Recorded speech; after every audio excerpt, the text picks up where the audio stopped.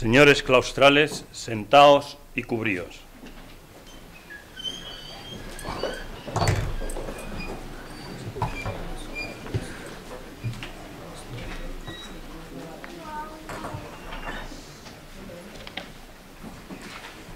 Ábrese la sesión.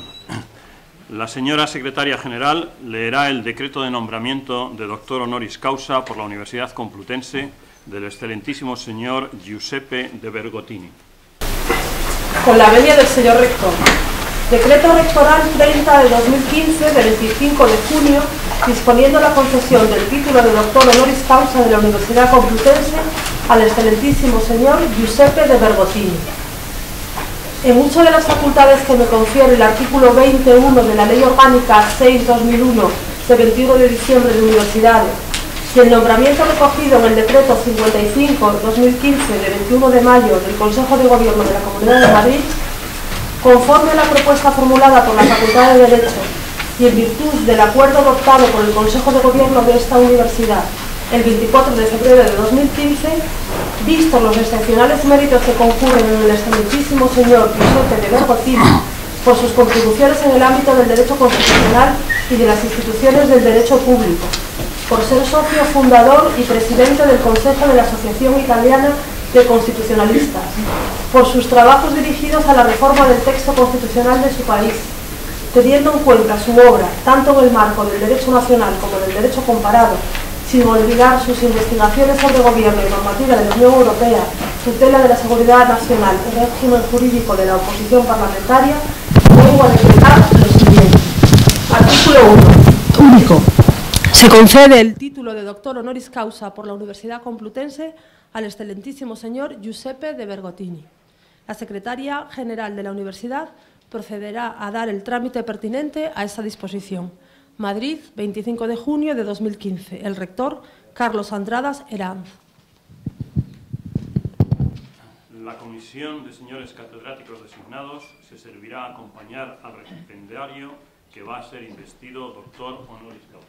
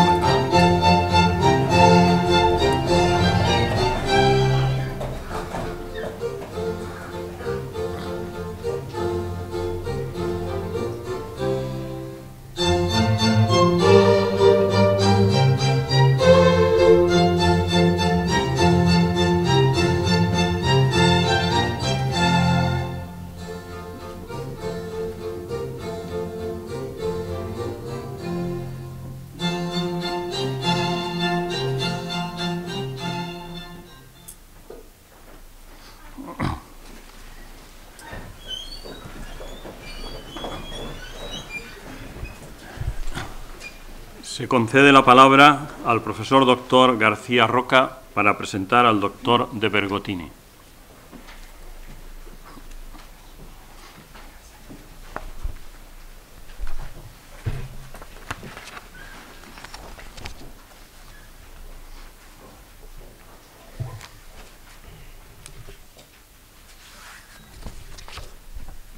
Con la venia.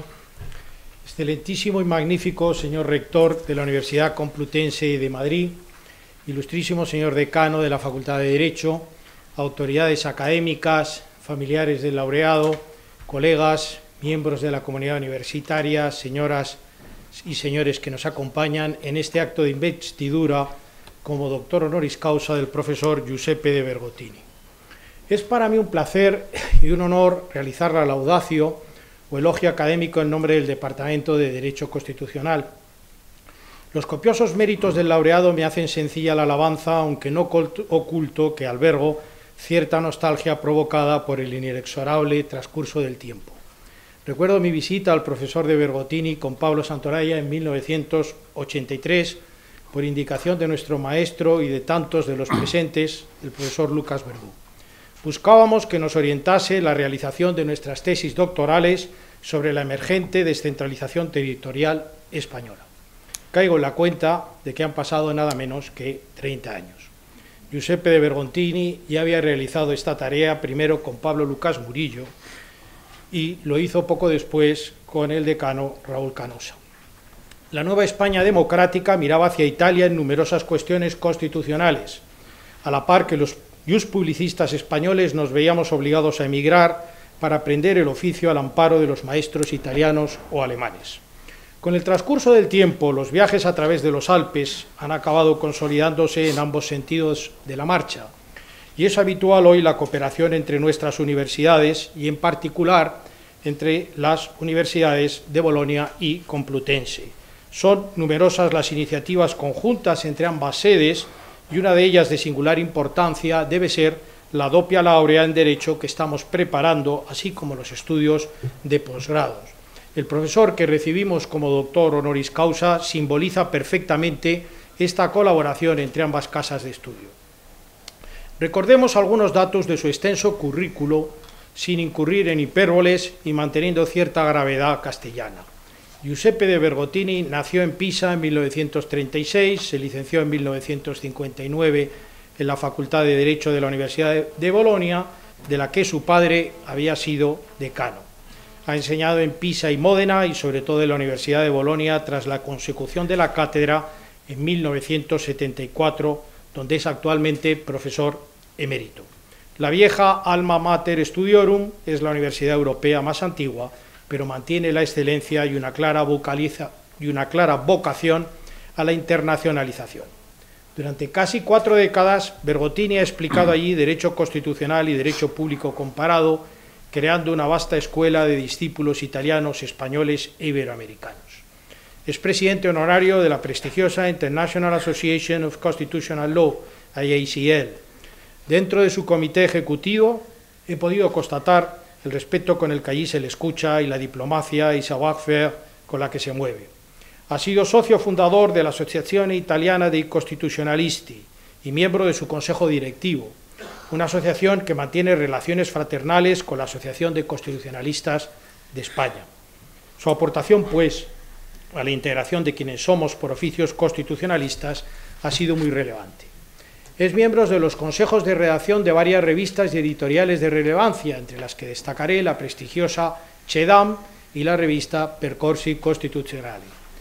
Ha sido habitual también la colaboración de nuestro constitucionalista con el muy antiguo Colegio de España en Bolonia, fundado en el año 1364, donde 2 magistrados del Tribunal Supremo, un ministro de Justicia y muchos catedráticos y profesores españoles, algunos de los cuales están aquí presentes, escribieron sus importantes tesis bajo su elegante magisterio.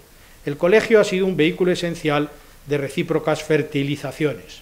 Solo como testimonio de agradecimiento por su dedicación a tantas tesis doctorales, el nombramiento que ahora elogio vendría sin duda justificado a la vista de sus espléndidos resultados. Estas labores académicas ha sabido compaginarlas con su experiencia como abogado, al igual que hacen frecuentemente otros catedráticos boloñeses e italianos. El ejercicio de la profesión o las experiencias en órganos constitucionales o jurisdiccionales son parte nada desdeñable en la formación de un jurista de Estado, dada la vocación a la solución de conflictos reales que todo buen derecho entraña.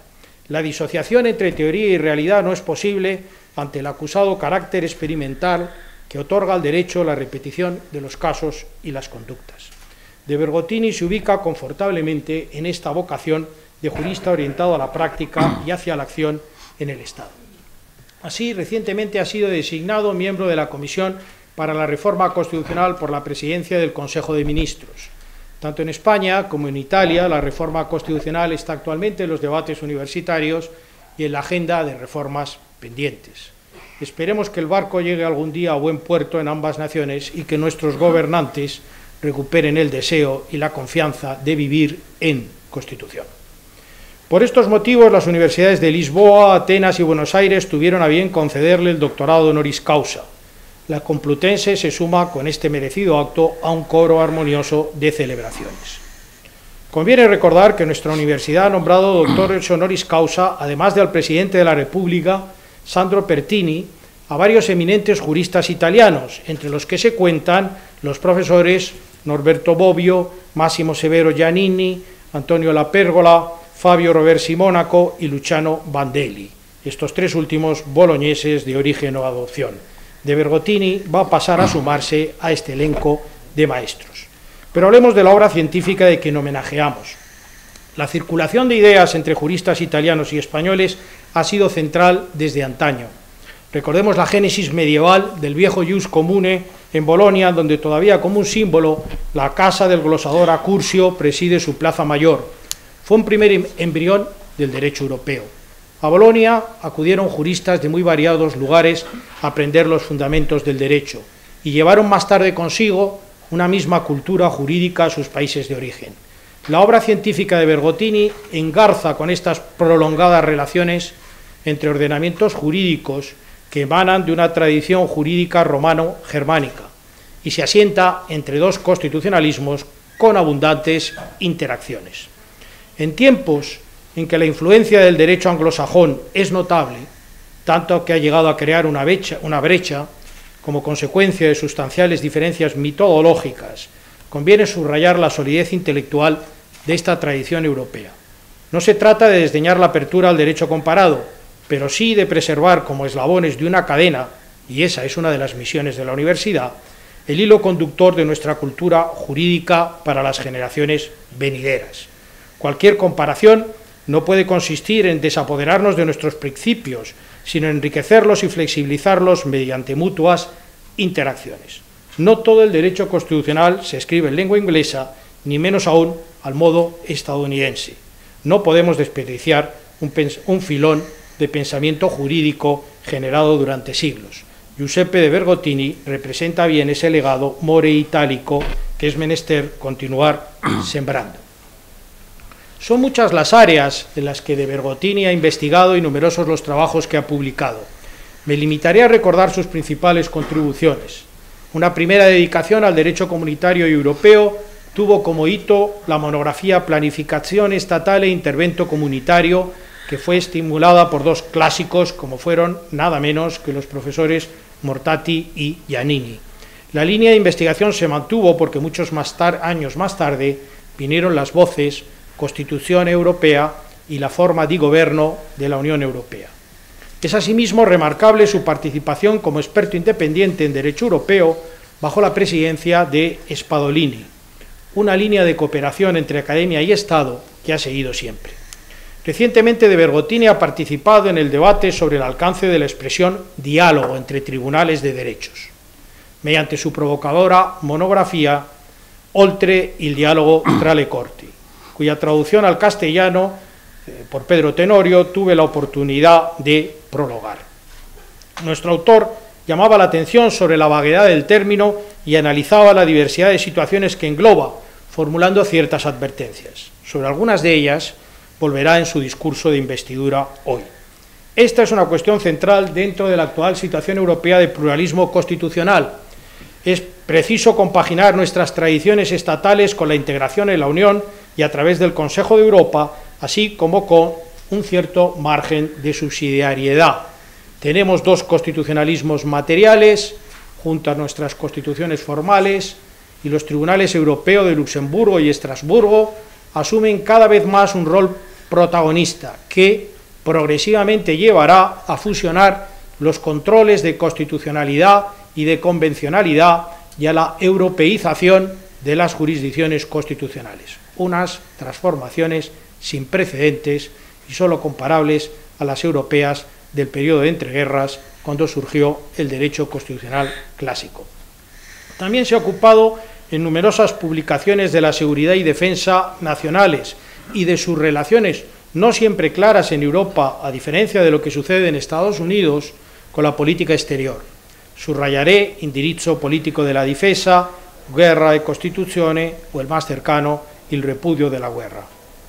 Especial influencia en diversos profesores españoles han tenido sus trabajos sobre la oposición parlamentaria. Así el libro Lo Shadow Cabinet y la voz Opposizione Parlamentaria.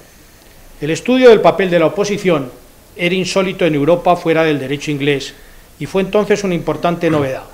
Todavía es mucho lo que se puede escribir sobre este asunto. La forma de gobierno democrática se caracteriza y distingue por garantizar la función de oposición. Asimismo, en 1978 promovió la publicación de un volumen en el que se examinaban los aspectos principales de la entonces en curso transición española. Me refiero al libro Una Constituzione democrática per la España. Pero sobre todo deben subrayarse sus acendrados esfuerzos en favor del derecho constitucional comparado, disciplina donde la Universidad de Bolonia es un referente. Al modo de bandera de este enfoque, De Bergottini publicó su Diritto Costituzionale Comparato en 1981, un manual que ha alcanzado 9 ediciones. El libro fue pronto traducido al castellano y prologado por el catedrático de la Complutense Pablo Lucas Verdú, siendo usado en varias universidades españolas como una introducción a la parte general del derecho constitucional que sustituyera a las tradicionales lecciones de derecho político. Destacaba don Pablo en su introducción la orientación que precedía el trabajo, a caballo entre norma y realidad social, afirmando que era una seña de identidad de los constitucionalistas italianos. Desde esta perspectiva realista, algunos aprendimos el oficio frente a otras orientaciones más formalistas y preocupadas casi exclusivamente por el razonamiento lógico y el comentario jurisprudencial. De Bergottini ha sido, sobre todo, un maestro de comparatistas. En ese estudio sistemático se distinguía el estado de derivación liberal de otros tipos de formas políticas no homogéneas, estados socialistas, recién independizados, autoritarios y otras soluciones difícilmente clasificables. El rechazo del constitucionalismo liberal democrático estaba presente en todas estas otras variantes o incluso patologías, de manera que no cabe pensar en una forma de Estado universal. Después escucharemos a De Bergottini retomar con coherencia este presupuesto en su discurso teórico como comparatista, la Western Legal Tradition.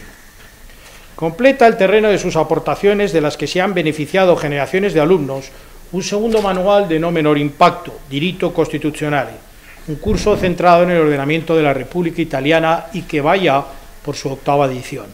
De nuevo, su tratamiento dogmático aúna la exposición sistemática de las normas con la atención al diritto vivente, que se desprende de la jurisprudencia y de los usos y convenciones. Lamentablemente, los que nos vemos obligados a explicar a los alumnos cuestiones como pueden ser la democracia representativa o el sistema parlamentario, nos vemos forzados a contraponer a menudo el deber ser normativo con el escurridizo ser de una realidad en fuertes tensiones con las normas. No siempre es un ejercicio edificante, pero no es por ello menos necesario.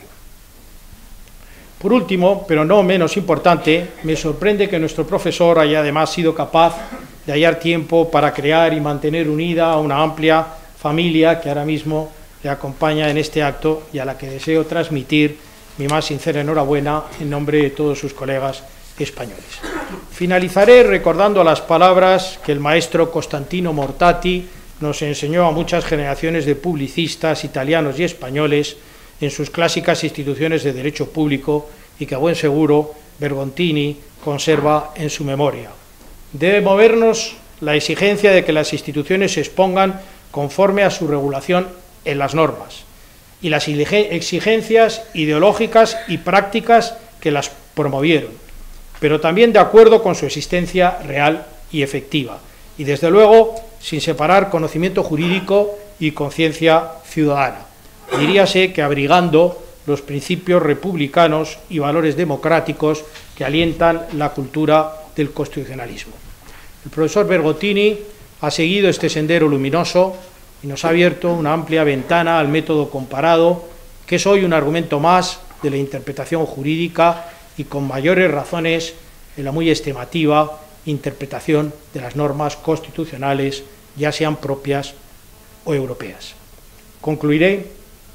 Por lo expuesto, creo haber aportado suficientes pruebas y argumentos sobre los méritos y capacidades del doctorando, de acuerdo con la laudatio que me ha sido encomendada, y solicito se proceda a investir al profesor Giuseppe De Bergottini del grado de doctor honoris causa por la Universidad Complutense de Madrid.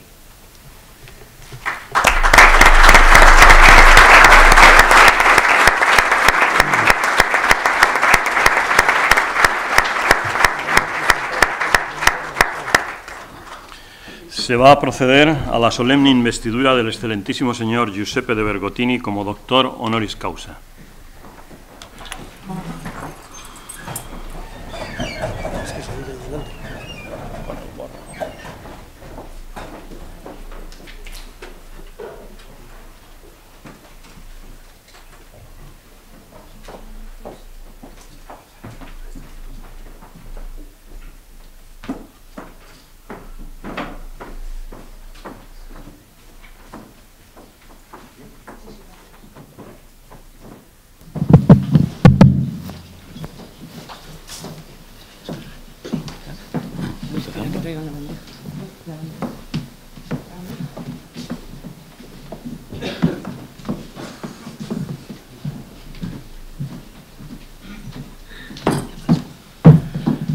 Por el claustro de la Universidad Complutense, a propuesta de la Facultad de Derecho y en testimonio y reconocimiento de vuestros relevantes méritos científicos, habéis sido nombrado doctor honoris causa y en virtud de la autoridad que me está conferida, os entrego dicho título. Os impongo como símbolo el birrete laureado, antiquísimo y venerado distintivo del magisterio. Llevadlo sobre vuestra cabeza como la corona de vuestros estudios y merecimientos.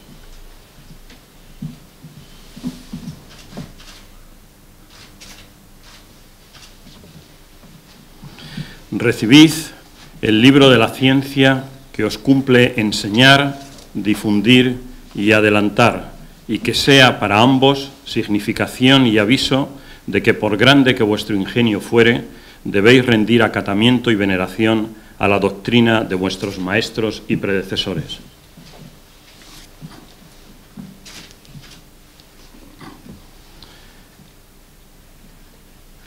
Recibid el anillo que la antigüedad entregaba en esta venerada ceremonia como emblema del privilegio de firmar y de sellar los dictámenes, consultas y censuras de vuestra ciencia y profesión.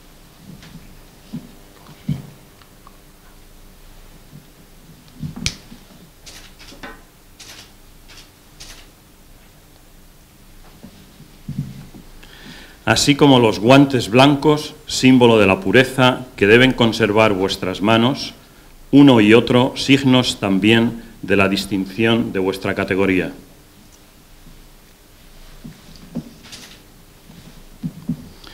Porque os habéis incorporado a esta universidad, recibid ahora, en nombre de su claustro, el abrazo de fraternidad de los que se honran y congratulan de ser vuestros hermanos y compañeros.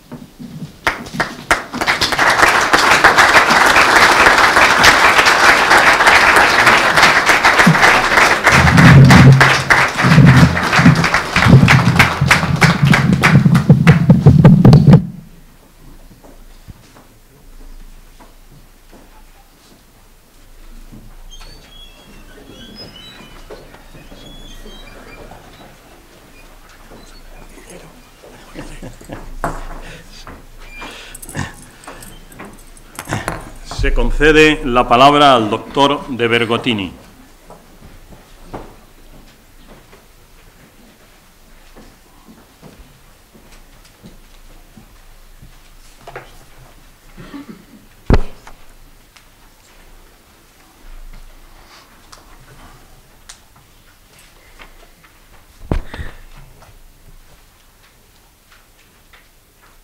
Excelentísimo señor rector magnífico de la Universidad Complutense de Madrid,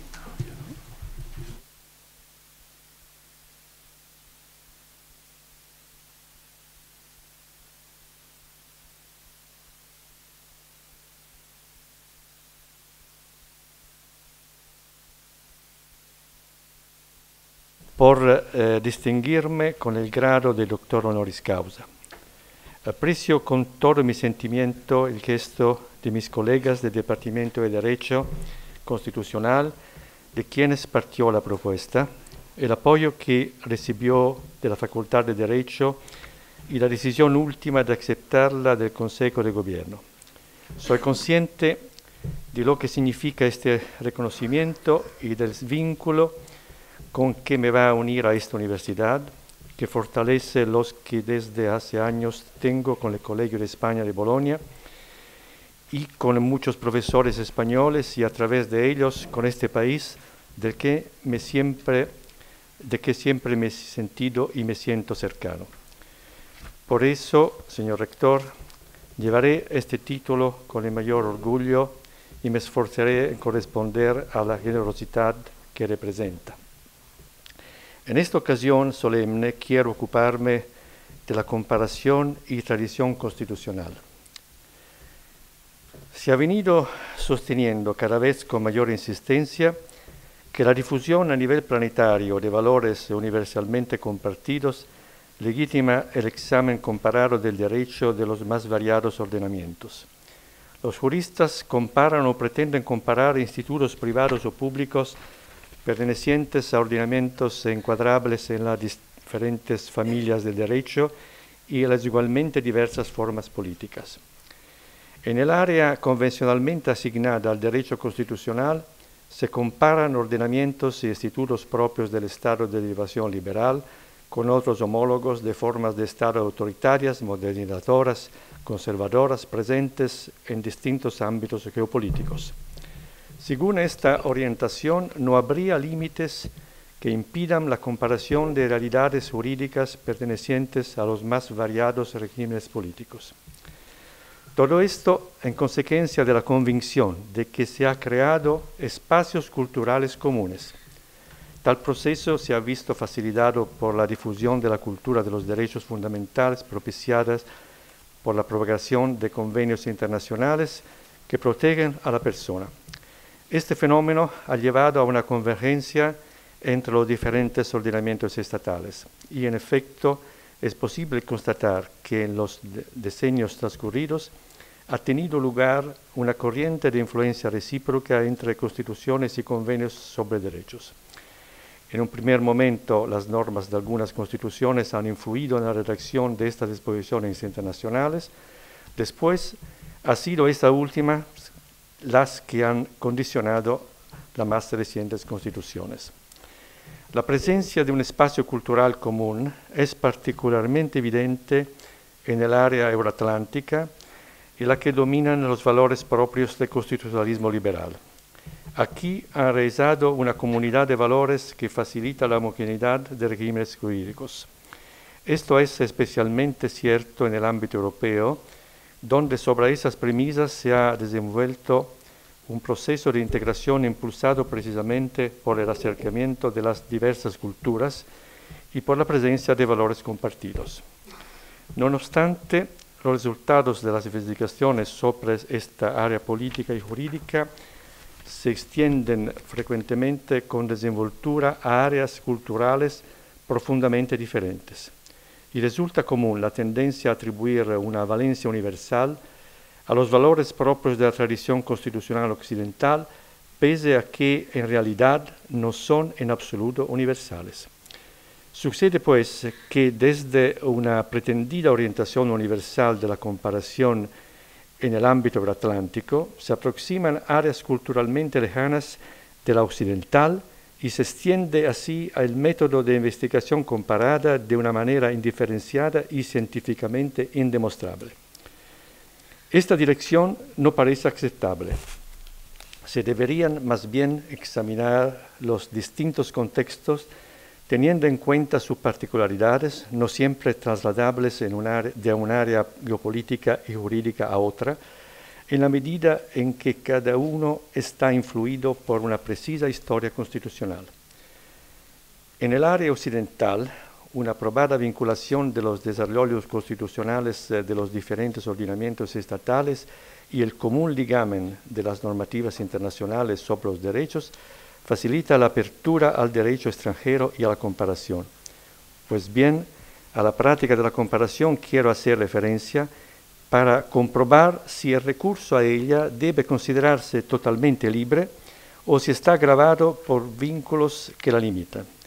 Y para ello partiré de la constatación de que los estudios comparados en el derecho constitucional se han asentado preferentemente en el área cultural occidental, caracterizada por valores que la diferencian de otras culturas jurídicas. Mi propósito es de subrayar las relevantes particularidades que surgen al proceder a la comparación según quienes se sirven de ella y de las finalidades a las que tiende. Y es que cabe analizar las funciones de la comparación distinguiendo claramente la hipótesis de la investigación doctrinal de la ligada al ejercicio de una función pública de normación o de jurisdicción. Para ello es necesario constatar si el sujeto que la realiza está o no condicionado por la carga de compartir los valores de la tradición jurídica occidental. El constituyente y el legislador se sirven de la comparación para orientar la formulación de un texto normativo destinado a ser operativo en el futuro en un número indeterminable de situaciones. Al juez le interesa la comparación para interpretar el derecho aplicable al caso que debe resolver. El dato comparado se usa para mejor orientar la producción de nuevas normas destinadas en abstracto a operar en el futuro o bien con la circunscrita perspectiva de utilidad para la formación de una decisión destinada únicamente a resolver un caso concreto. En estas hipótesis, el recurso a la comparación ha de hacerse de modo coherente con la cultura constitucional de referencia. El creador de normas y el juez buscan en la comparación un apoyo instrumental y en ese empeño no hacen más que esforzarse de observar de mejor modo los vínculos establecidos por la Constitución. Por el contrario, el investigador es libre de aventurarse en la comparación para el simple fin de comprender mejor el fenómeno jurídico y por tanto de cumplir esta misión de conocer. Su actividad es pues en principio propiamente científica y puede moverse más allá de los límites trazados por los valores del constitucionalismo occidental. Si es así, la gran distinción que debe tenerse presente al tratar de la comparación debe descansar en la naturaleza del sujeto que la usa y en los fines que se propone al servirse de ella. Finalidades eminentemente prácticas, las del creador de normas y del juez, y teóricas o teóricos prácticas, las del investigador. En principio, el legislador y el juez pueden utilizar la comparación valiéndose de referencias a ordenamientos externos siempre que sean compatibles con los principios de la propia Constitución. No, en cambio, el investigador quien no encuentra límite alguno en la libertad del razonamiento científico. Por lo tanto, una de las diferencias más sensibles entre el comparar de jurista y el de quien realiza funciones constitucionales parece ligada a la naturaleza más o menos exigente de la homogeneidad cultural y en consecuencia de la pertenencia a la misma área cultural como condición para su admisibilidad. En síntesis, quien desempeña funciones constitucionales utiliza la comparación con el derecho externo cuando éste es ideológicamente próximo al patrimonio de valores propio. La homogeneidad cultural se presenta entonces como uno de los presupuestos de la comparabilidad. En este punto nos encontramos frente a uno de los problemas que trazan la división de las aguas mental en los procesos de sistematización del derecho comparado. Para quien ejerce funciones constitucionales, la comparabilidad se ve condicionada porque debe efectuarse dentro de espacios culturales determinados, coincidentes con los de las áreas geopolíticas que se identifican habitualmente tanto por los privatistas, las familias de derechos, cuanto por los publicistas, formas de Estado, regímenes políticos, a la hora de clasificar las formas jurídicas. En su seno se admitiría llevarla a cabo, fuera no. Justamente aquí, pienso, reaparece la sensible diferencia entre la comparación con fines científicos y la comparación con fines prácticos. La cuestión se muestra suficientemente clara a propósito del ejercicio de la jurisdicción y en particular de la jurisdicción constitucional. A este respecto, cabe distinguir también el momento de la decisión final del preparatorio de la misma. Por lo que hace al ejercicio de la función jurisdiccional constitucional en sentido estricto, es decir, a la decisión de la sentencia, El legislador, supuesto que tiene en cuenta preferentemente los precedentes de los jueces que forman parte de su tradición legal, a la hora de resolver no puede encontrar justificación en ordenamientos que no compartan los principios constitucionales que forman el suyo propio ordenamiento. No obstante, cabría llegar a una conclusión diferente si se limitase al momento cognitivo que precede el decisorio. Se podría plantear la hipótesis de que en la fase cognitiva fuera posible extender la atención también a derechos de todo lejanos de los principios constitucionales propios. Ahora bien, en la fase decisoria esto no sería posible sin traicionar a la misma Constitución que se quiere tutelar a través del proceso constitucional. La discrecionalidad del juzgador tiene, pues, una relevancia diferente en las dos distintas fases. Máxima en la primera, en la que podría llevarse a tomar en consideración elementos de valoración inutilizables para la decisión por provenir de ordenamientos incompatibles con el suyo. Circunscrita en la segunda, ya que el momento decisorio solamente permite utilizar contribuciones compatibles con los principios constitucionales. Esto explica, por ejemplo, que el Tribunal Constitucional Sudafricano, en su célebre sentencia sobre la pena de muerte, entre tantas jurisprudencias, haya tomado en consideración también la favorable a la pena capital del Tribunal Supremo norteamericano, pero después se haya separado de ella en el momento decisorio por considerar la pena capital inconciliable con los principios constitucionales propios. La interpretación es una función volitiva, no un simple acto de conocimiento.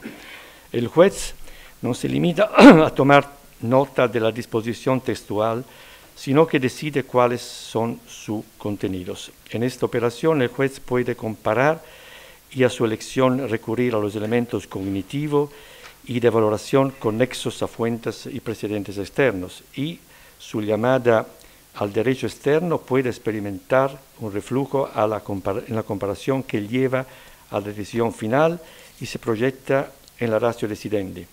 En este sentido, el eventual recurso a la comparación afecta al momento de la formulación de la argumentación justificadora. La apelación al derecho externo anima a comprobar si los precedentes de un cierto ordenamiento en principio compatible no solo son útiles para llegar a pronunciamiento, sino también compatibles con la Constitución sobre la que se fundamenta el ordenamiento del juez. Desde esta perspectiva, por tanto, es evidente que si pensamos en la comparación judicial, los jueces se muestran selectivos a la hora de servirse del derecho extranjero. Es pues comparable no solo cuanto resulta útil, sino además cuanto es constitucionalmente compatible. Muy distinta es la posición del investigador, que no se ve sujeto por el vínculo condicionante de la constitución del ordenamiento en el que se habitualmente opera. Para comprender mejor esta diferente posición se debe partir del valor de la tradición constitucional propia de cada país, es decir, del conjunto de principios valorativos sedimentados en el curso del tiempo en las diversas áreas geopolíticas. Y esto en cuanto a la tradición legal común puede ser tenida por la jurisprudencia como uno de los factores que justifican el recurso a la comparación. Tomaré en consideración los principios valores de la tradición constitucional euroatlántica, en la que se inserta la europea, principios hoy considerados en el Convenio Europeo de los Derechos del Hombre, en la Carta de Niza y en la Convención Interamericana. Y es que no resulta indiferente al argumento aquí tratado también porque es en esta área cultural y por tanto también jurídica donde se han afirmado el constitucionalismo y los estudios comparados que lo contemplan. De otra parte, si bien de manera inconsciente y el margen de la capacidad o del interés de asumir como referencia algún criterio lógico sistemático al proceder a la comparación, quien se aventura a tales operaciones, bien como sujeto institucional, legislador o juez, bien como investigador, no puede prescindir del conjunto de tradiciones, de valores, de principios que son propios o se consideran propios de la cultura jurídica europea y que han dado lugar a las codificaciones y al case law, a las constituciones y, por tanto, a los principios constitucionales sobre los que descansa hoy la misma Unión Europea. Este conjunto de principios y valores se presenta muy articulado desde el punto de vista del aparato lingüístico, conceptual y operativo. Y es interesante el dato reconocible que ofrece su progresiva convergencia, la cual manifiesta un grado de intensidad diferente según la extensión del área geográfica que se considera. Los principios de que se trata pueden ser también reconducidos al ámbito de la Western Legal Tradition, a la que por algunos se atribuye incluso validez universal, lo cual implica distinguir entre la cultura occidental de un lado y la de ordenamientos que pertenecen a áreas culturales diferentes de otro. Esa tradición ha de verse desprovista de veste universal, desde el momento en que la realidad de los ordenamientos muestra no solo que no es la única, sino además que no es compartida a nivel universal, como a veces dejaría suponer una inaceptable lectura globalizante del régimen de los derechos contemplado por una multiplicidad de instrumentos internacionales. Asimismo, se debe subrayar que una vez aclarado que la tradición occidental es solamente una de las múltiples tradiciones existentes, es menester admitir también que sería totalmente unilateral y dogmático pretender su superioridad. No cabe aceptar que la tradición occidental se dignifique con la versión hegemonizante acogida por el pensamiento norteamericano. Según esta concepción, Occidente, encarnado por los Estados Unidos de América, constituiría el auténtico modelo de la ley. La ciencia jurídica, de otro lado del Atlántico, ha edificado la idea y el concepto de una Western Legal Tradition como única gran tradición de la que los varios derechos europeos no serían más que variantes locales.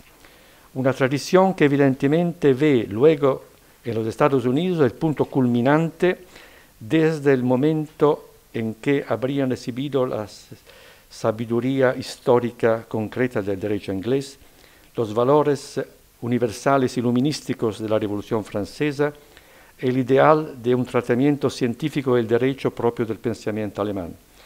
La aproximación norteamericana debería en realidad limitarse a figurar en el más amplio contexto de los principios del constitucionalismo liberal, que comprende un más vasto ámbito geopolítico en el que se mueven diferentes variedades de la mencionada tradición.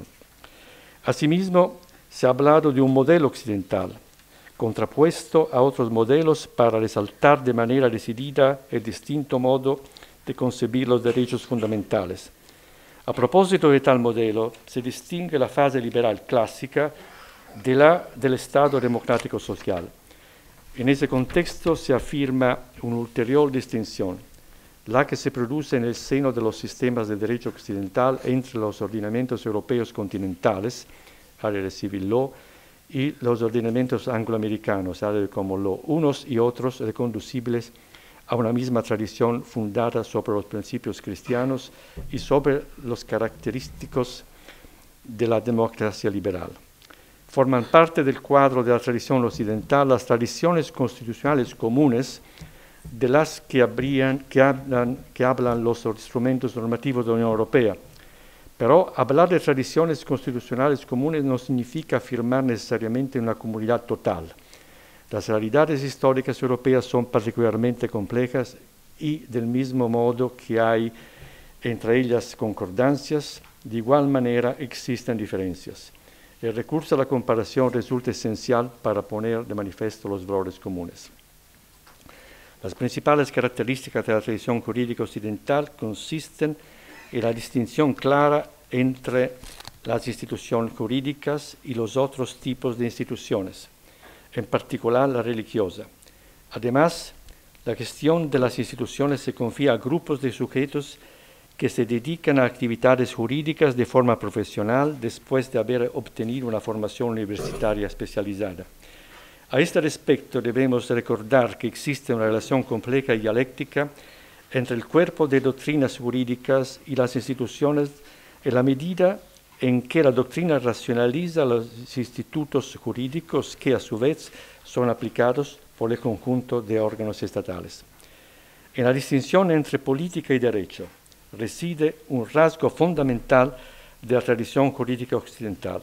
Fundamental porque es capaz de minimizar las diferencias entre, como lo exhibió al subrayar la existencia de un conjunto de valores comunes a los dos sistemas. La presencia en muchos estados europeos de constituciones rígidas puestas como fundamento de un mecanismo de control jurisdiccional de la actividad del poder político documenta esos valores. Los principios valores identificadores del sistema jurídico, es decir, la tradición constitucional que lo caracteriza, constituyen para el creador de normas y para el juez un límite a la posibilidad de servirse de la aportación de valores incompatibles procedentes de sistemas diferentes. Por lo que hace a la actividad de las jurisdicciones, se comprende pues que el legislador, a fin de formar su propia convicción, se incline a comparar a través de fuentes de ordenamientos de su misma área cultural. No es casual, por ejemplo, que el Tribunal Europeo de Derechos Humanos, en distintas circunstancias, además de considerar la normativa de ordenamientos que forman parte del convenio, extienda su mirada a otros ordenamientos extraños a él, pero que comparten sus principios. Así, cuando se ha ocupado de la ciencia de consentimiento de la víctima en casos de violencia sexual, ha considerado el ordenamiento de los Estados Unidos. En materia de exhibición de símbolos religiosos y de negacionismo, lo ha tenido presente también y ha extendido su mirada a Canadá. Por su parte, el Tribunal Supremo de Israel, a propósito de la discriminación en el trabajo de parejas homosexuales, se ha referido a las transformaciones habidas en el Western World y ha examinado diversos ordenamientos europeos, Estados Unidos y Canadá. Y la Corte Constitucional italiana, recientemente, ha tenido presente sobre la proyección retroactiva de las declaraciones de inconstitucionalidad, se ha fijado en las soluciones seguidas al respecto para la jurisprudencia constitucional en Austria, Alemania, Portugal y España. Al igual que se ve compatible con el respeto de los principios constitucionales el hecho de que el juez deba hacer referencia a normativas o praxis aplicativas propias de ordenamientos que lo comparten, del mismo modo, pero en sentido contrario, es comprensible la negación de la posible utilización del derecho de ordenamientos que rechazan o no comparten dichos principios. No es casual que en el conocido diálogo entre el juez Breyer y Scalia en torno al uso del derecho comparado en la sentencia del Tribunal Supremo de Estados Unidos, el segundo haga notar al primero lo problemático de su evocación del ordenamiento de Zimbabue en un caso relativo a la pena de muerte. El Tribunal Supremo de India, al comparar los remedios previstos por ordenamiento indio con los de los Estados Unidos en materia de acción positivas dirigidas a superar formas de discriminación de las clases subprivilegiadas, ha excluido el uso en el sistema indio de las formas de igualización previstas en los Estados Unidos, por no ser compatibles con las directivas previstas para la Constitución india. Es particularmente significativo el dato que emerge del análisis de la jurisprudencia constitucional de los tribunales europeos orientales desde los primeros años 90 del siglo pasado. A pesar de una larga proximidad cultural, política y constitucional con la Unión Soviética, ninguno de estos tribunales hace nunca uso del vigente derecho ruso, y eso porque resultaría antitético respecto de los valores democráticos del constitucionalismo liberal de tradición occidental que han asumido. En cambio, en el análisis comparado con fines científicos no juegan los límites que se acaban de recordar. Cuando la comparación se aleja de las finalidades prácticas que influyen en la actividad del creador de normas y del juez, se debe observar que excluir la de los ordenamientos estatales solamente porque son heterogéneos, por pertenecer a formas de Estado diferentes, es un contrasentido. Compete en efecto a cada investigador establecer los horizontes de su empeño científico y no es concebible obstaculizar el conocimiento de los distintos ordenamientos, que es el fin de la ciencia comparada. Además, es pacífico que la comparación puede poner de relieve, más allá de las coincidencias, diferencias, permitiendo así identificar los modelos y formular clasificaciones. Por lo demás, en la práctica, el análisis científico no puede prescindir del contraste entre ordenamientos inspirados en valores distintos cuando se piense, por ejemplo, en la necesidad de estudiar la relación entre los ordenamientos de Estados recién independizados y los de las potencias europeas coloniales, o entre las distintas fases históricas de ordenamientos que pasan de la vigencia de los principios del Estado liberal a la de los del Estado autoritario o viceversa. Obviamente, la comparación realizada entre ordenamientos encuadrados en forma de Estado diferente no puede prescindir de profundizar en los rasgos sustanciales de los ordenamientos constitucionales examinados y ha de desconfiar de los simples contrastes de semejanzas formales que a primera vista podrían inducir a extraer conclusiones precipitadas que pronto se revelan inexactas y desviadas. Así pues, el estudio comparado de ordenamientos heterogéneos está perfectamente justificado en el marco de la ciencia comparada y se debe tener presente que la insistencia con la que la mayor parte de la doctrina pretende la homogeneidad de los ordenamientos como requisito de la comparabilidad o desconfía de proceder a contrastes apresurados, deriva del hecho de que la comparación tiene, entre otras, la importante función de ofrecer materiales para la adopción de textos constitucionales y legislativos o para llegar a la armonización o a la unificación del derecho, objetivos que indudablemente se alcanzan más fácilmente moviéndose en el seno de las disciplinas normativas homogéneas, surgidas en ordenamientos que forman parte de la misma forma de Estado. Solamente cuando el objetivo final de la comparación sea el paso de una forma a otra, de Estado a otra, como sucede a menudo de las llamadas transiciones constitucionales, la adopción de nuevos textos constitucionales y legislativos podrá descansar en valoraciones comparadas que tienen por objeto ordenamientos heterogéneos. Por lo tanto, si bien es comprensible que la comparación entre ordenamientos homogéneos pueda considerarse facilitada por las afinidades y coincidencias que caracterizan los elementos que lo identifican, no cabe excluir la comparabilidad de ordenamientos considerados heterogéneos. La comparación entre estos es consecuencia de los objetivos que se propone el investigador y el resultado de la investigación, junto al descubrimiento de similitudes y equivalencias, bien puede llevar a poner de manifiesto diferencias. En conclusión, la comparación entre ordenamientos estatales incluidos en la forma de Estado o regímenes políticos distintas es científicamente legítima con tal de que sea funcional a los objetivos de la investigación. Aceptar la comparabilidad con fines científicos en el sentido ahora precisado no significa, sin embargo, desconocer la permanencia de radicales diversidades entre las culturas y las correspondientes concepciones del derecho y de la organización del poder. Quiero decir que no es admisible ver en los efectos de la llamada globalización la superación de tales diferencias. La permeabilidad entre las culturas, allí donde se produzca, no comporta la desaparición de la heterogeneidad, en tanto permanecen divisiones y fracturas infranqueables entre el mundo occidental y otros ámbitos geopolíticos. Gracias.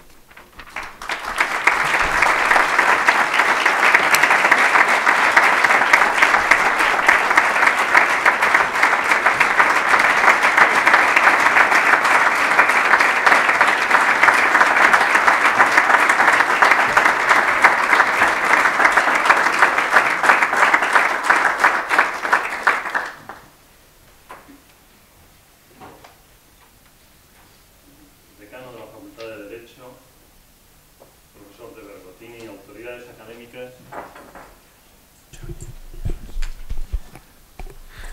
autoridades académicas, familiares del profesor de Bergottini, profesor García Roca, claustrales y miembros de la comunidad universitaria, señoras y señores, queridos amigos, quiero darles la bienvenida a este acto de investidura como doctor honoris causa del doctor Giuseppe de Bergottini, al que agradezco que haya aceptado incorporarse a nuestro claustro a título honorífico.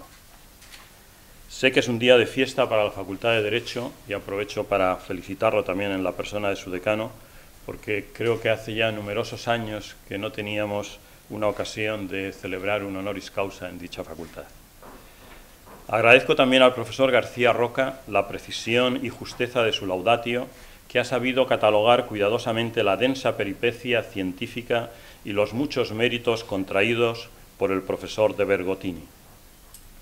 Su abultado currículum, su trayectoria académica, hacen que nos sintamos orgullosos de poder incorporarle a nuestra comunidad, al tiempo que le agradecemos el que haya sido uno de los puentes de conexión más firmes entre las universidades de Bolonia y Complutense, y le pedimos que lo siga siendo, haciendo realidad la doppia laurea de la que nos ha hablado el doctor García Roca. Felicito al doctor de Bergottini por su brillante lección, en la que ha explorado la oportunidad, posibilidades y también los límites del ejercicio de la comparación en derecho, tanto cuando se hace con una finalidad práctica como cuando se realiza con fines científicos o de investigación. El solemne acto de hoy nos permite algunas reflexiones sobre una rama fundamental del árbol de la cultura. El derecho y los fines que el derecho persigue son los planos que prefiguran el diseño de la sociedad y nos vacunan contra la barbarie. El grado de civilización de cualquier tiempo o lugar es directamente proporcional a la calidad moral de sus normas y también al rigor de su observancia, porque una ley que no se cumple es apenas retórica y seguramente un indicio de desgobierno. Sin duda, los grandes avances científicos están detrás del continuo progreso de la humanidad, pero se olvida a veces que el mero progreso material o científico no asegura el bienestar de las sociedades. Si Galileo o Einstein son imprescindibles, también lo son Kant o Hobbes. Si nuestra época es mejor que otras, si es que así pudiéramos catalogarla, no solo se lo debemos a la física o a los progresos de la biología o de la medicina, sino también a los de la moral y el derecho. Y digo esto porque, aun siendo evidente, no es lo suficientemente reconocido. No soy jurista, pero estoy convencido de que dos de las mejores conquistas de la modernidad han sido, primero, la valoración del individuo y el reconocimiento de sus derechos, gracias a la Declaración de los Derechos del Hombre y del Ciudadano de 1789, inspirada a su vez en la Declaración de la Independencia estadounidense de 1776, que impide que estos, los derechos fundamentales, puedan ser sacrificados en aras de valores pretendidamente superiores. Y en segundo lugar, los prodigiosos avances de la ciencia y la tecnología. Sin embargo, tanto de los éxitos del individualismo como de la tecnología pueden derivarse efectos perversos. El ejercicio de los derechos del individuo y los avances de la biología provocan continuas y nuevas preguntas en los ámbitos del derecho y de la moral. Los fenómenos eclosionan tan deprisa que a veces las leyes no pueden seguirles el paso. Así que nuestro tiempo es también el tiempo de la incertidumbre. Mientras que el legislador y el jurista necesitan tiempo, los acontecimientos no se detienen y, entre tanto, surgen espacios de confusión, de duda, en los que la realidad se consolida sin que las normas puedan regularla. Por todo ello, la reflexión nunca fue tan necesaria, y ahí desempeña un papel fundamental la doctrina jurídica que indaga sobre nuestros propios procesos, sobre el alcance y las posibles consecuencias de las realidades emergentes. El derecho forma parte de la estrategia de las sociedades para su propia preservación, para la compaginación de los derechos individuales con el bienestar y el orden colectivo, para que en aras de un pretendido bien común no se impida el ejercicio de los derechos y libertades individuales. Y aquí cobra especial importancia el derecho constitucional, todo lo relativo a la forma de Estado y de gobierno, la regulación de los poderes públicos y las relaciones entre estos y los ciudadanos. Porque esa es la inmensa importancia de la Carta Magna, la cúspide de la pirámide jerárquica en nuestro ordenamiento jurídico, fijar un marco que sirva de control también al poder político, que sancione no solo la forma de Estado, sino los derechos fundamentales de los ciudadanos que los poderes públicos deben proveer y perseguir y que conviene recordar a menudo para que no queden en una mera declaración de intenciones.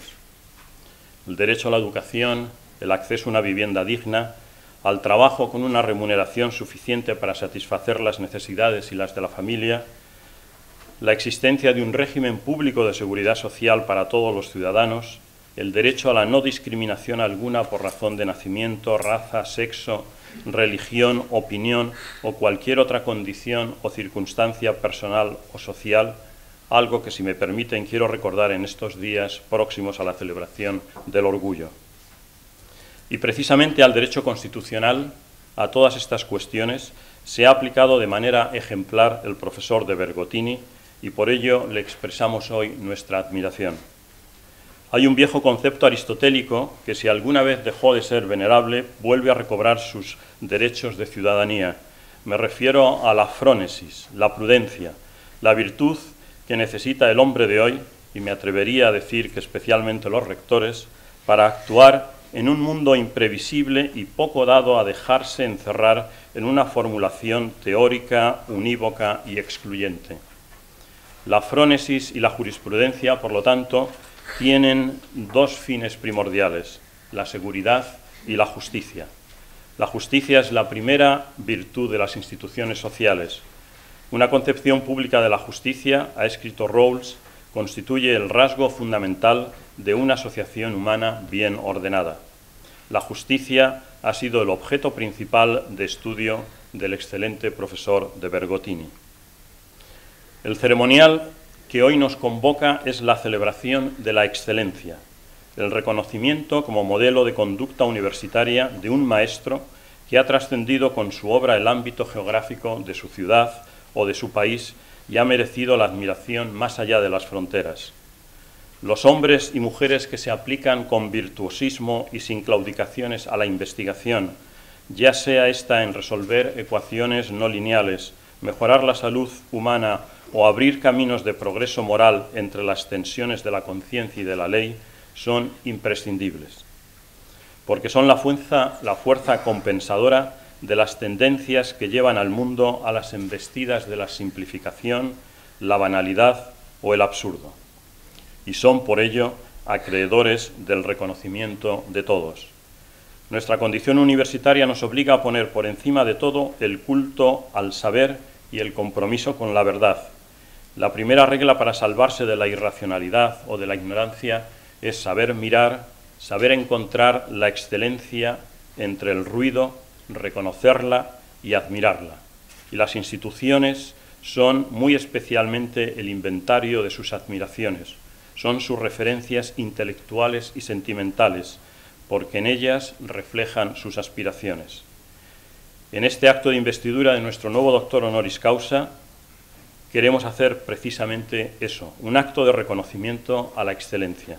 Por ello, profesor de Bergottini, le ofrecemos nuestro aplauso, nuestros símbolos de pertenencia a la Universidad Complutense, que ya recibieron, como ha mencionado el profesor García Roca, los presidentes de la República Italiana Sandro Pertino y Giorgio Napolitano, así como varios eminentes juristas italianos, como los profesores Norberto Bobbio, Massimo Severo Giannini, Antonio Lapérgola, Fabio Roversi, Luciano Bandelli. Profesor de Bergottini, le reitero mi más sincera felicitación. Le invito a que se sienta entre nosotros como en su casa y a que no deje de colaborar con la Universidad Complutense, que se siente muy honrada hoy de poderle contar a usted entre los nuestros. Nada más, sino agradecerles su paciencia y su atención. Muchas gracias.